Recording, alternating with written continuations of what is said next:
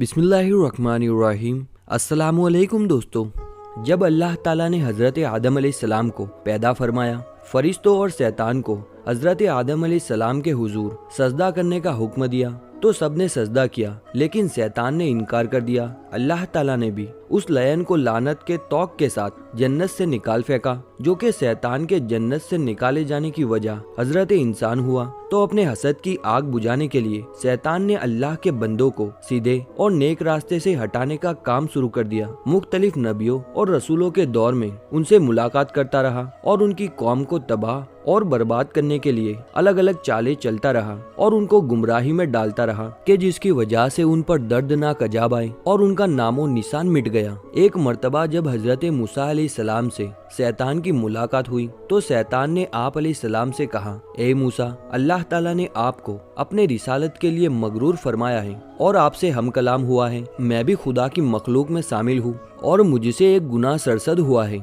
अब मैं तौबा करना चाहता हूँ। आप अपने परवरदिगार के पास मेरी सिफारिश करें कि मेरी तौबा कबूल करे। हजरत मूसा अलैहिस्सलाम ने अल्लाह ताला से दुआ की। हुक्म हुआ, ए मूसा, हम तुम्हारी हाजत बल लाए। फिर हजरत मूसा अलैहिस्सलाम शैतान से मिले और कहा, मुझे अल्लाह ताला ने कहा है कि तू आदम अलैहिस्सलाम की कब्र को सजदा करे, फिर तेरी तौबा कबूल होगी। शैतान ने इनकार किया और शदीद गुस्से में आकर कहने लगा, जब मैंने हजरत आदम अलैहिस्सलाम को उनकी जिंदगी में सजदा ना किया तो मरने पर उनकी कब्र को क्या सजदा करूंगा। फिर शैतान ने कहा, मूसा अलैहिस्सलाम, तुमने परवरदिगार के यहाँ मेरी सिफारिश की है, इसलिए तुम्हारा मुझ पर एक हक है। चलो मैं तुमको कुछ राज की बातें बताता हूँ। तुम मुझको 3 हालतों में याद किया करो, ऐसा ना हो कि मैं तुमको इन 3 वक्त में हलाक कर दूं। एक तो गुस्से के वक्त में मुझे याद किया करो, क्योंकि मेरा वसवसा तुम्हारे दिल में है और मैं तुम्हारे रगों में, तुम्हारे पुस्त में खून की तरह दौड़ता हूँ।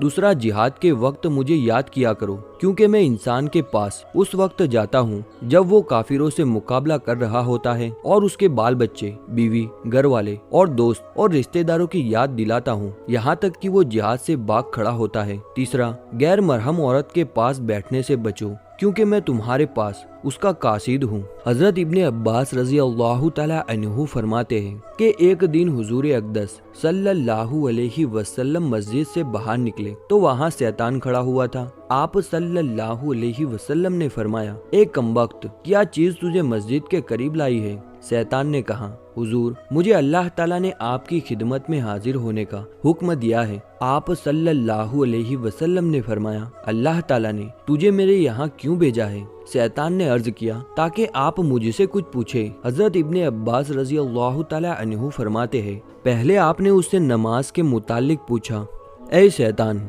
मेरी उम्मत को नमाज़े बाजमात से क्यों रोकता है? शैतान ने अर्ज किया, हुजूर, जिस वक्त आपका कोई उम्मती नमाज़े बाजमात के लिए घर से निकलता है तो मुझे एक बीमारी घेर लेती है। जब तक वो वापस नहीं होता मैं उसी बीमारी में मुब्तला रहता हूँ। फिर आप सल्लल्लाहु अलैहि वसल्लम ने पूछा, तू उनको इल्म और दुआ से क्यों रोकता है? शैतान ने अर्ज किया, उनकी दुआ से मैं अंधा और बहरा हो जाता हूँ। मुझे उस वक्त सिफा हासिल होती है जब वो फरागत पाते हैं। आप सल्लल्लाहु अलैहि वसल्लम ने फरमाया, उनको कुरान पढ़ने से क्यों रोकता है? शैतान ने अर्ज किया, जब वो कुरान पाक पढ़ते हैं तो मैं आग में पड़ा रहता हूँ। फिर आप सल्लल्लाहु अलैहि वसल्लम ने फरमाया, तुम उनको जिहाद से क्यों रोकते हो? शैतान कहने लगा, जब वो जिहाद के लिए निकलने का इरादा करते हैं या निकलते हैं तो उस वक्त मेरे कदमों में जंजीर डाले जाते हैं, यहाँ तक कि वो वापस ना लौटे। इस तरह जब वो हज को जाते हैं तो उनकी वापसी तक मेरे गले में तोक और पाँव में जंजीर डाले जाते हैं।